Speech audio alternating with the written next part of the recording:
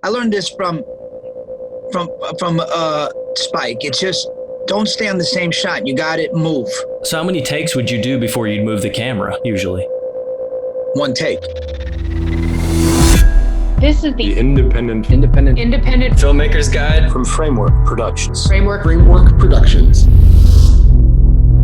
On IFG, we talk about independent film from development through delivery. By featuring discussions with creators and collaborators about their experiences, we form a roadmap to help you have the most success with your projects. The freedom in storytelling of independent filmmaking attracts even the most recognizable talent. But with that freedom still comes the challenges of self-funding and financing and working on a low budget. These were just some of the trials John Leguizamo faced when he teamed up with writer Dito Montiel to make an independent film that would give representation and voice to the true story of underrepresented Miami youth. With all these pieces in play, they had to become chess masters of filmmaking. I got your back, I do. Great. And as attendance has been your one area of true greatness, I'd suggest you focus more on the fact that it's dipped this past month. Well, a student was deported. I'm sorry, but immigration has a way of messing with attendance numbers. Just keep the bodies in the seats. Huh? Well, look, if you hired me just to fill a bilingual quota, you're underestimating me, okay? And more importantly, them. Just keep the bodies in the seats. You know, I'm a good teacher. I am a good teacher. You know, I've done over 100 films, man. I knew you can't go into this unprepared. An independent film is the toughest thing you'll ever have to do in your life. You can't come in there and try to wing it. That's John Leguizamo, the director and lead actor in the movie Critical Thinking. It all isn't about becoming, a big star. That would be nice too, but it should be about the work and having fun. And that's Dito Montiel, the screenwriter. Getting to go and meet these people that the story was about reminded me a lot of my childhood. My father was a typewriter mechanic from Nicaragua that wanted me to be a token booth clerk. I'm your host, Stephen Pierce. Not because he didn't believe in dreams, but he knew how difficult they can be. So I saw it as an act of love. So to meet these kids and all that, and I know having that moment of maybe we can do something else, that really excited me. So what it's about, it was more about that than anything else. Like I said, I Googled my way through chess, and I'm glad John understands the game. And these kids they're not kids anymore, but they know the game like you wouldn't believe. So it was just about that, for me. Yeah, for me, it was like, we Latin people are almost 20% of the population. We're the largest ethnic group in America, the least represented in movies at 3%. Less than 1% of stories being told about us. We're 25% of the U.S. box office. We contribute $1.3 trillion to the economy every year. We're the least represented in children's picture books, and we're almost 30% of the public school population. So how do these kids project themselves? How do they see themselves succeeding? How do other people see us succeeding and not profiling us and not demonizing us? How do we build our own self-respect? I didn't grow up seeing myself in superheroes. I didn't see myself growing up as being the lead of a TV show, the writer of Elizabethan plays. I saw nothing. I never saw myself. And, I wanted to drop out of school. That's why Latin people have the highest high school dropout rate, because we're just not seen anywhere. And yet we're crushing it wherever there are no metrics. I mean, wherever there are metrics, we win, like in music. Wherever you can count scans, J Balvin is the #1 Spotify star in the world. You got Cardi B, you got Camila Cabello, you got Maluma, you got people cranking out hits because you can measure. In sports, because you got stats you can measure. But in our industry, where it's on somebody's opinion, it's impossible, bro. For 20 years, I want to tell Latin stories. We got millions of stories. They're great. They don't get it. Even with this movie, I went to the studios. They're like, Latin people don't want to see Latin people. I'm like, what? That's the craziest thing you could say to me. Then they say, Latin people don't want feel-good movies. I'm going, what? What do we want? Depressing, dramatic BS? So I had to raise money independently. And that's the struggle, man. That's why this movie meant so much to me, because let's put out positive stories of our success and discontinue this demonization and exclusion on Latin people. I mean, we've been here for 500 years. We discovered this country, we founded it, then we gave it over to England. But before that, we were the greatest civilizations in the world: empires, Aztec, Mayan, Incan, Apache, Comanche. Where are we in the history textbooks? You know, I used to go to Washington Square Park and play where the best players were, you know, and if you're not good, you had to pay $20, so they let you play, and they'd always take my money and tell me to scram. But what I wanted to do here, I had the consultants, the real guys, come in. I said, you got to help me, man. I can't do this alone. I'm not an expert. I after a couple of moves, I start to forget what I'm talking about. And I wanted to show in class what this teacher did, because he was instrumental. Mario Martinez, you know, these were ghetto nerds. They didn't want to go the wrong way in this tough neighborhood, and they didn't want to play football. There was no place for these ghetto intellectual kids. There was no safe space. He created this you know, after school special class that they could go in, and he was going to give them book knowledge. And he loves kids, man. Mario loved these kids as if they were his own. And I saw that in him, and I wanted to like make sure I could put that on film. And I was like, teach me how you taught them, man. Teach me. I want to know how that process happens. And so he showed me, and I put it there. Sometimes the scenes are a little long, but I was like, I want people to understand how this is imparted, because these kids had the gift and the passion. He wanted to give them the book knowledge. And so but the trick that happens is you start watching the movie, you start thinking you know how to play chess as good as these guys. And so when you get to the championship, you think you know and understand all the moves, but you really don't. But that's the trick that happens.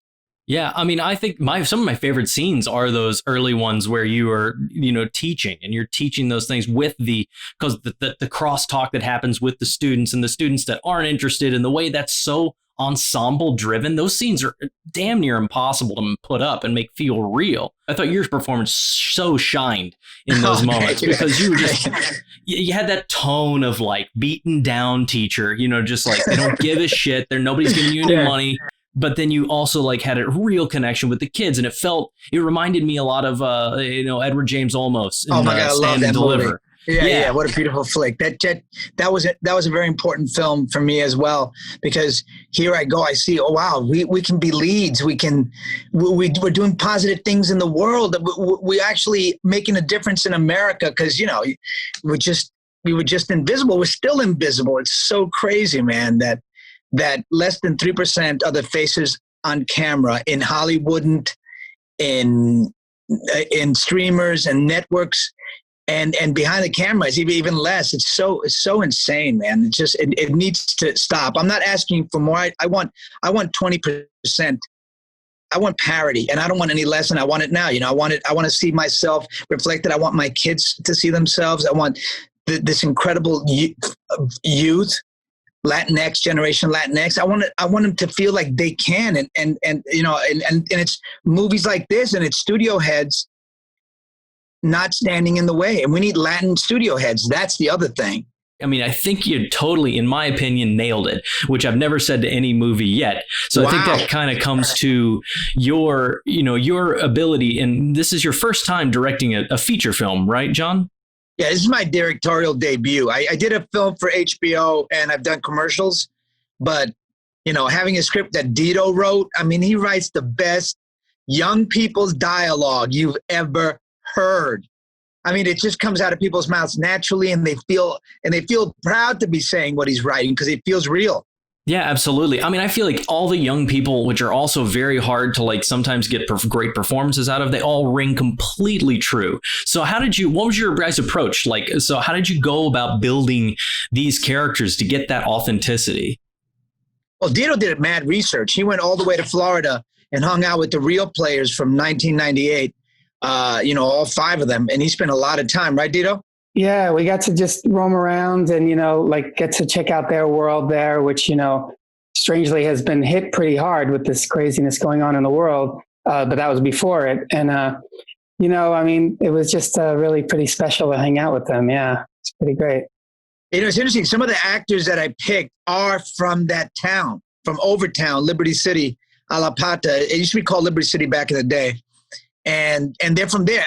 Angel Carriel's from there, and Jorge Lettenborg, the Dominican kid who plays Ito, he's also from Miami. Not that area, but around there. So that's really cool. How did you find them in casting? Did you do a regional casting? That's how you found them? Dude, the amount of Latin talent out there and Black actors is incredible. It was hundreds and hundreds of beautiful actors, so talented, so ready to go. It was tough. So I picked the guys that resemble the characters the most naturally. And I don't just mean externally, I meant internally, that I felt you are Cedric. You got that humble intellect, leadership glue of the group. Ito, he's a handsome, sexy, spitfire, kind of dynamic, dynamite. We don't know where he's going to go with life. And then Angel, he's just a funny dude. And so I cast him that way. And then, I got this incredible talent. And I said to the guys, look, this is all on me.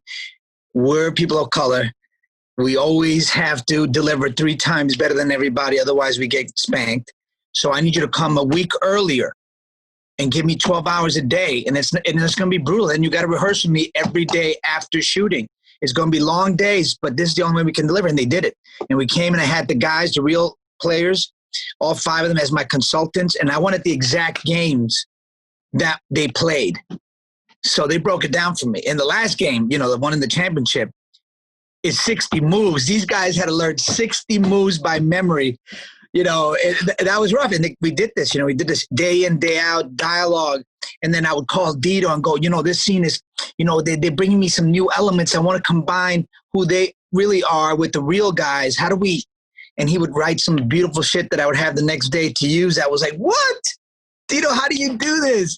Man, John, it was such a pleasure. I can't even tell you, because normally you get notes or whatever. John would write the whole thing and send it to me and say, okay, mess with this. And I'd be like, damn, and usually you get stuff and you're like, okay, this is pretty terrible. I'd be like, this is pretty good. All right, I'll just mess a little with this. But the next day, this shit was so well, we were like a machine. Man. It would be I'd be like, damn, this guy's as quick as me. I'm like, usually I'll beat people to the next day he's hitting me back. I'd be like, wow. But it's kind of electrifying. That was such a gift to have. I've never had that. Oh, sorry, my parakeets are going off. Oh, I'm messing up. I got pets. I'm a pet freak. There they go. Oh, check it out. Look at those parakeets. That's amazing. It's like an old school pet. Do they live 100 years? Yeah. Who has parakeets? I kind of love it. Yeah.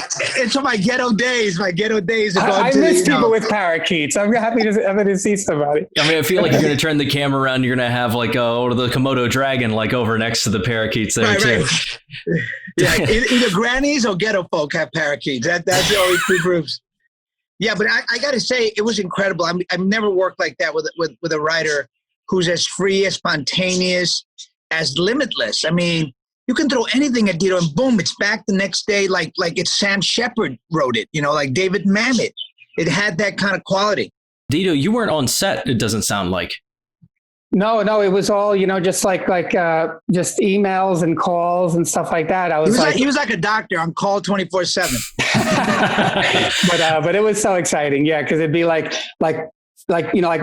usually you get these, it's a whole different process always, but this was kind of right up my speed. I loved it because it'd be damn, he wrote this whole new scene that he's going to film next week. Are you I'd be thinking he's crazy, but I'll jump in too. And it would be okay, this is going to be pretty cool. So that's the trip. And this was a really fun one.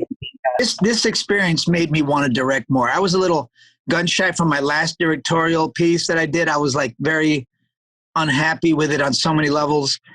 And I said, let me give you one more shot. I'm going to try with critical thinking. I really feel it. I was a ghetto nerd. I know these kids are ghetto nerds. And I think I understand it, And I don't know. I fell in love with, and if every movie can be like this, I know they can't always be this beautiful and just collaborative and fresh. But I'm hoping, man. I really got addicted to the groove and the hustle. It feels like you guys were living in that world. And one thing I wanted to comment on, whenever you said memorizing those 60 chess moves and the thing, one of the things I think super hard about a movie like this seems to me is you're showing chess matches, which inherently are not super visual or super interesting to watch. No, they're in your head, man. This is what you would normally be filming. Yeah. I mean, chess is too internal. It's face to face, and there's so many moments you can put beads of sweat on people or make them look, constipated. But I wanted to look like a sport, and I wanted everyone to each championship to be a different sport. Like the last one's a boxing ring, so it's the two guys against each other, and they're gonna duke it out. And I want to see the moves look like hits, And then the one previous to it, I wanted to be more like a basketball game. The guys come this way, they go that way. There's a lot of movement. And earlier ones more like baseball. A little slower, a little more. Hit here, hit there. So Zach Zamboni, who used to be Anthony Bourdain's DP for 12 years through his whole life, was a man for me because I knew he could do beauty shots. The environments he used to go all around the world, and improv and make. Because with real people, you make them do a second take, it's going to be like DOA, dead on arrival.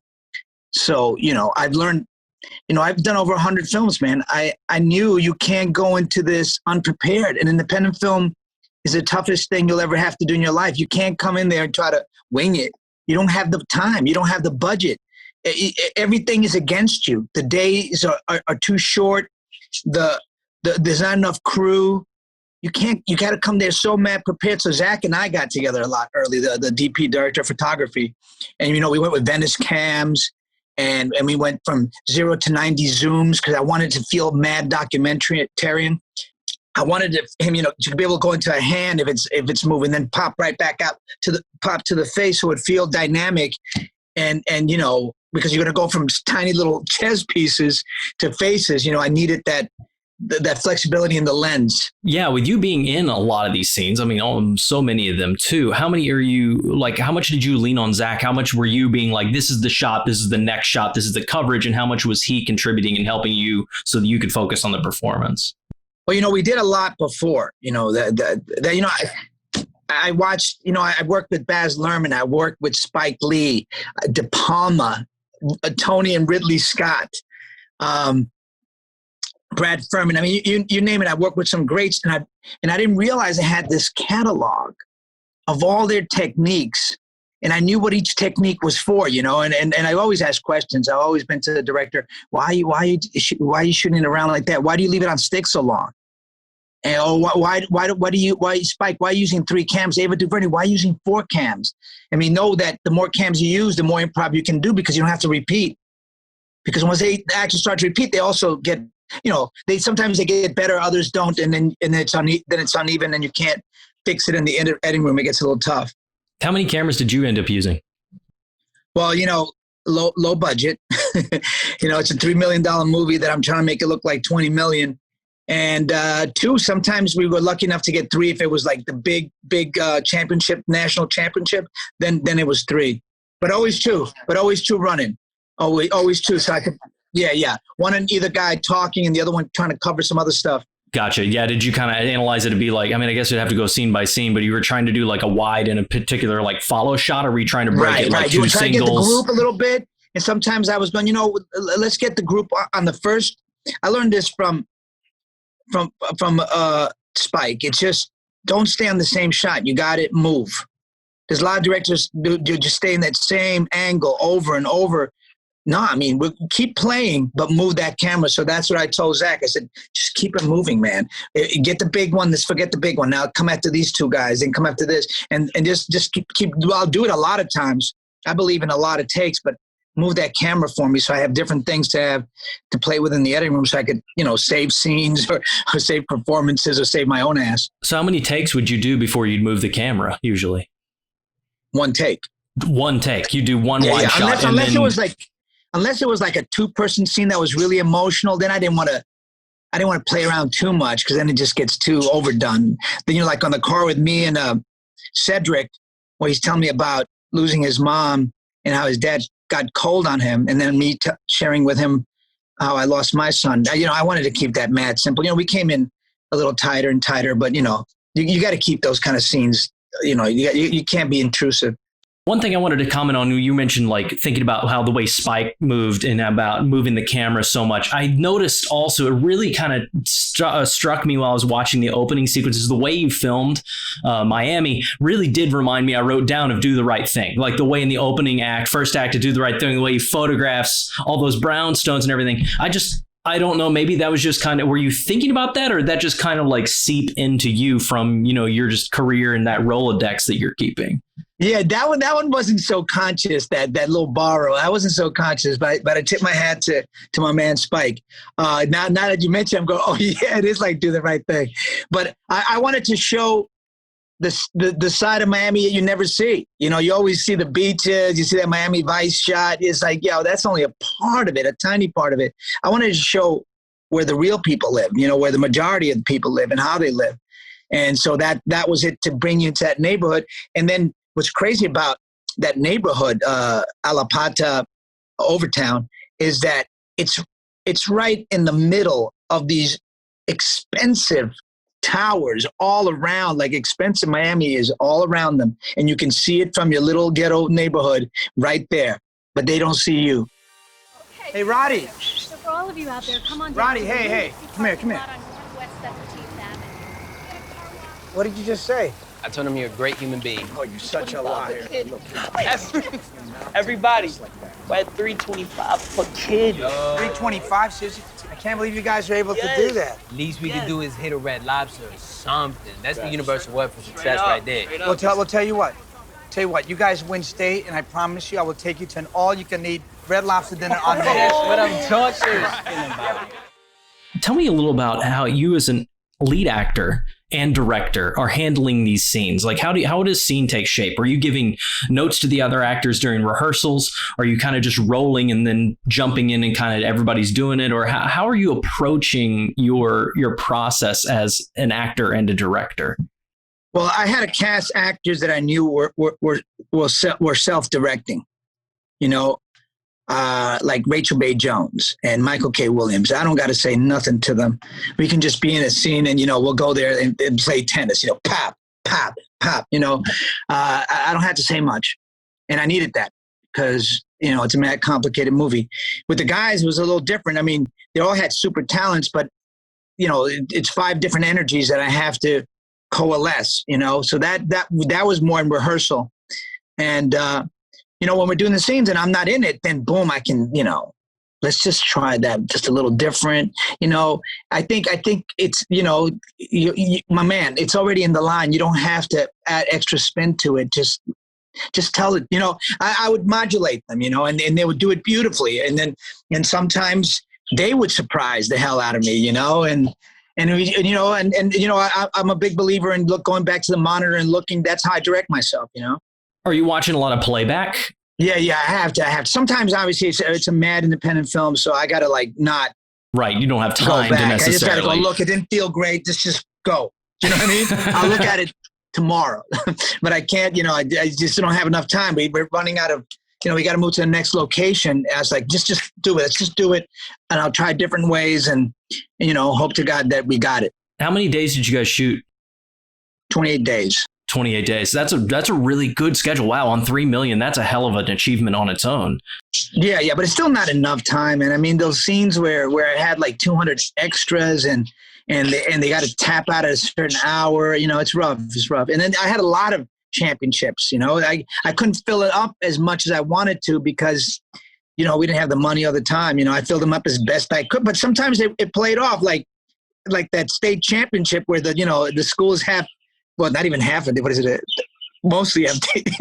It kind of works out because it looks like they're beginning. I mean, I think that, chess, I think there's a little bit of suspension of disbelief too, because when I think about a chess tournament, I don't think about, I don't think about a football stadium being full, you know what I mean? Right, so I think you can get that, a little bit there too, but that's, really. You get a little leeway. You cut me some slack. Thank you. What was your crew like? Do you remember what size production crew you had? Not kind of outside of the extras and the cast, just trying to get a sense of how many people were moving lights and cameras and stuff. Yeah, no, small crew, and smaller in different, because we shot in real projects. Everything was real locations. Nothing was, because, there's nothing like a real location, man. You go back to those beautiful 60s when they started going out into the street and out, it just, the reality, like the things that happen by accident just add so much extra life.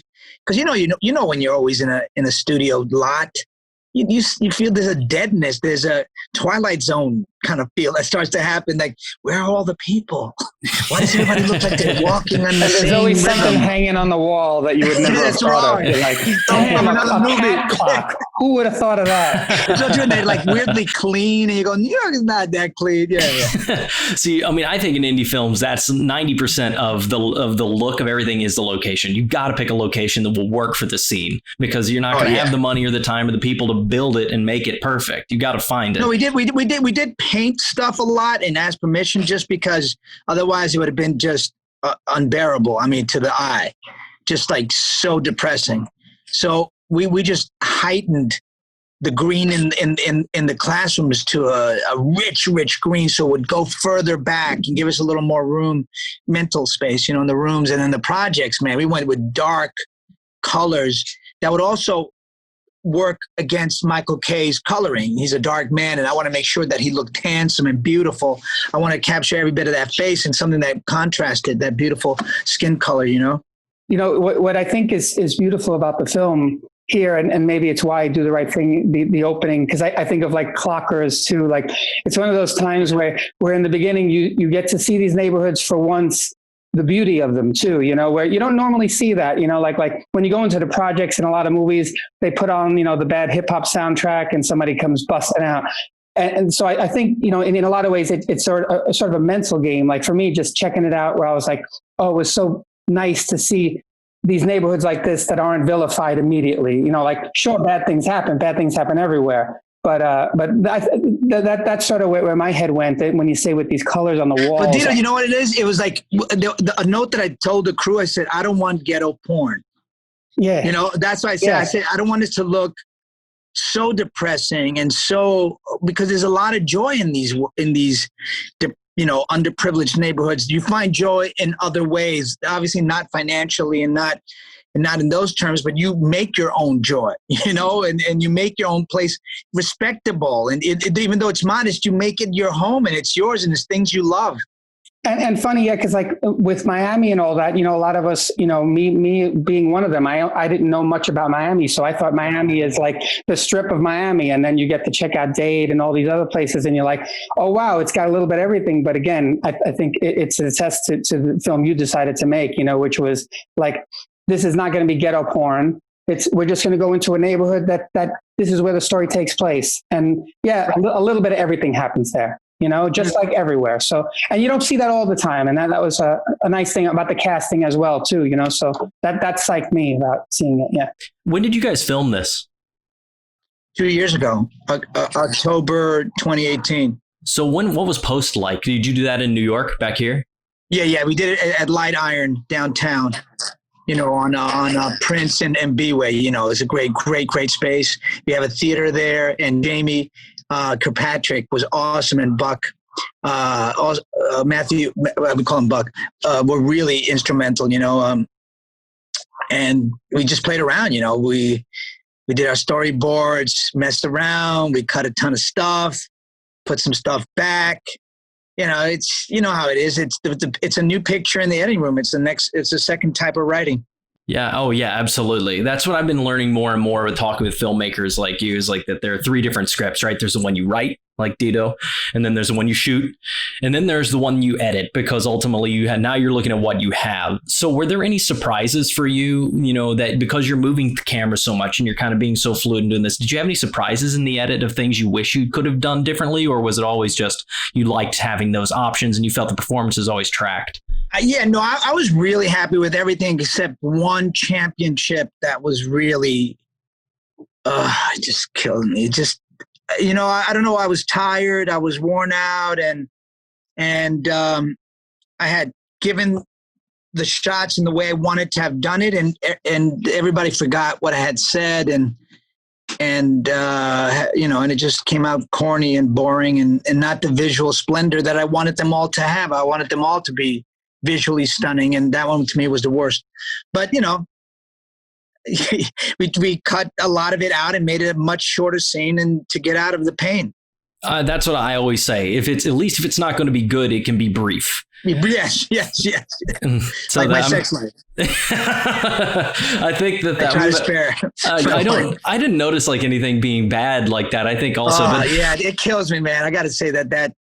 I mean, because I had a whole thing orchestrated that, you know, the camera would pass by and then time would elapse and it'd come by and then it'll be a whole, you know, so every pass was a different, and it didn't come out. It didn't work out. Well, that's the risk. And ultimately you cut it down and didn't hinder the movie. So I think I guess that's something you take forward in your next one.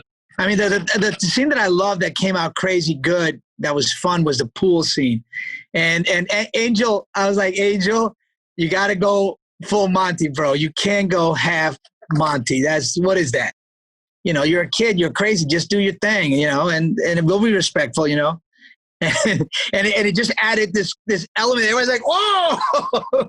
I love that whole night, that whole scene when you come up with the pizza and you have all that. Like it just feels so authentic. That's like one of those moments where I was like, I feel like the writing and the performances just did this. Like, and you guys just really had something clicking and special. And I mean, it's so hard to say because it seems like in your head you've seen this 100 times, but doing that overlapping dialogue and ensemble scene, it's hard. That shit's real hard. Yeah.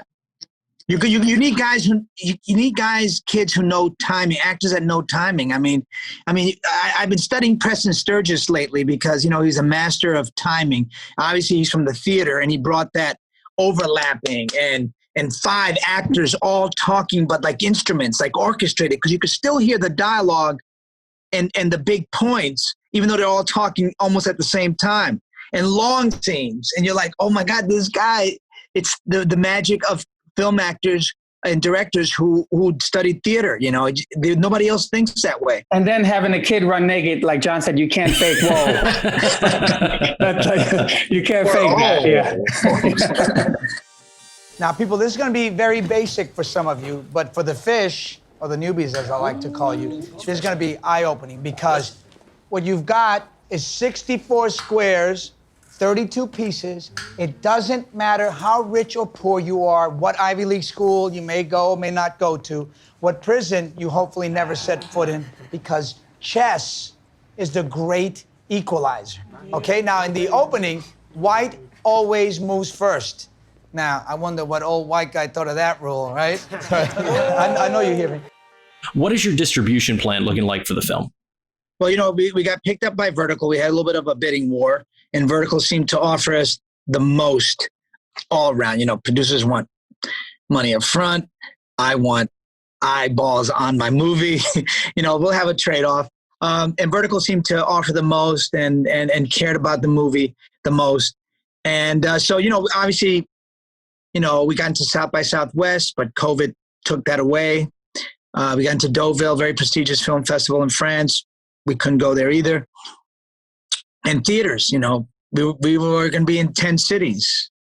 You know, I think we're going to be in 2 or 3, you know, and people aren't even leaving the homes anyway. Even in those 3 cities, it's just not going to the theaters right now. So we're on Amazon, iTunes, Vudu. I mean, a ton of streamers. We're all over the place except Netflix.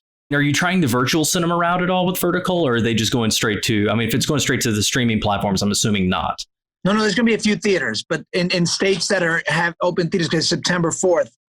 And, you know, New York is not, you know, Chicago's not, Miami's not, you know, so there's very few. I mean, I don't even know where the states are and cities that we're going to put it in theaters. But, you know, I think this is the way to distribute it right now. We're all really hungry for entertainment. They're running out. You know, we want to see ourselves reflected back, us Latin people. And I think it's timely. You know, it's really this whole time we're living in, this topsy-turvy, upside-down world we're living in, where there's a lot going on these days. We don't know who's good, who's bad, and we're confused, and nobody can agree on facts. And the beautiful thing with Black Lives Matters is really making a change. And, you know, us brown people are all for Black lives because it's our sister cause. You know, we're the Latin people are the second most shot ethnic group after Black people by police. You know, there's been so many deaths in the past 4 months with Latin people in their homes, young kids, being shot, and then we had that assault in El Paso, 23 Latin people shopping in a mall, just some random white supremacist comes in and shoots people living their lives, innocent, beautiful people. So, I think it's time to start seeing Latin power, and I just want to see, Latin faces, and I want to see our positive messages out there. So what have you learned, and what advice would you give to filmmakers that are making their first film or two? Like, is there anything that you learned on this set you are going to take into your next directing project? Well, I think John said it before, like you gotta, unfortunately, and, or the truth is, do it yourself. I always joke, I'd love Channing Tatum to call me up to make G.I. Joe 4, but until he does, I'm going to keep writing my crazy little people and trying to get it done, and this was something that I know that John wanted to inhabit it with the people that it should be inhabited with. And to pull that off is no easy task. So if you're talking about a first time filmmaker, YouTube is your friend. iPhones are your friend. iMovie or writing, playhouses, live it. Forget all that other stuff. You don't need it. It's like waiting for a big record deal. I'm glad they're all gone now. Do it on your own, I say to kids is exactly what Dito said. It's say yes to everything, man. Do it on the gram. Yeah, don't wait. Nobody's going to write it for you. Nobody's going to produce it for you. Nobody's going to get it done for you, especially if you're a person of color. You better figure out how to do it on your own, the lowest budget. Do it like Robert Rodriguez did. Remember? Selling his blood, maxing out his credit cards. But look where he's at, man, because nobody's going to give it to you. And you'll enjoy the process too. That's the deal. Oh, you earn it. I mean, anything that you sweat and suffered that much, you're going to love it even more. All right. Great conversation with John Leguizamo and Dito Montiel. Yeah, man, that was a lot of fun. Honestly, I could have talked to them for another hour. I know. They're such real, genuine guys, and I just love John's energy. Jeez, obviously, he's a ball of energy. I mean, the man is just a force. Like, he comes in and he's so knowledgeable and so like passionate. You can feel it, like it's tangible. That's one of the big takeaways we continue to always hear so much about on our show from every filmmaker, really, that gets a movie made, an independent movie made. You have to be so passionate about it, and obviously he was, and he made this thing happen. Yeah, I mean, they came right out, talking about the budget and how limited it was, but you don't feel it. Man, I'm telling you, this movie is good. Like, I straight up enjoyed this movie. It is like every minute of it. I think it's very much like a Stand and Deliver meets Do the Right Thing. And I think that is just a movie that is needed right now, that should be told. I think it should be told by these people. I mean, it is just all around. For me, I am a big fan already of John and his work. And I didn't know Dito before this, but he did a hell of a job writing it. And I'm a big fan of this movie. It's incredible. I mean, one of the things that I particularly love, being from South Florida, living in Miami, I love how he talked about that he wanted to show the other sides of Miami that they never show. Whenever you see, I've said this for years, whenever you see Miami in a movie and a TV show, it's always South Beach. It's always the bridge with the palm trees. That's it. And that is such a that's like the equivalent of going to New York, literally only showing Times Square and being like, that's New York. That's what New York is, as we know, or as anyone knows who lives in New York. Times Square is one small piece that is, it's iconic, but it's not New York. And that's kind of South Beach to Miami, at least, in my experience, I think in his too. So I love that they not only wanted to show the other sides of Miami, but also used real locations and went there. Yeah, real locations. They had the people on as consultants. I mean, the background on this is incredible. It's a movie about chess playing, right? So, and like, this is a true story. And the actors, they learned the actual chess games from the actual guys who played them. I mean, they're like 60 moves deep in there, and they're memorizing that before they act the scene. I mean, these ensemble scenes, I mean, John Leguizamo, fantastic actor. I mean, he's undisputable, like, that he's amazing. And to watch him again, he just crushes this performance, and just to see him direct as well. I think he's definitely going to direct more. Like, I just can't see him not doing it. I feel like we are so revved up right now and so excited. Honestly, I feel like I hear the excitement in your voice, and I feel the same way. I feel very inspired, to be honest. Yeah, I'm just ready to go make my movie. Yeah, I'm like ready to go. Like, when are we shooting? Let's do this. Let's go. It's going to be like this. And anyway, I mean, it really inspiring, great movie. It's available on Amazon right now, as well as other platforms for purchase. Please go buy and watch Critical Thinking. It's an independent film, obviously, that they financed all their stuff for, as many of our films are.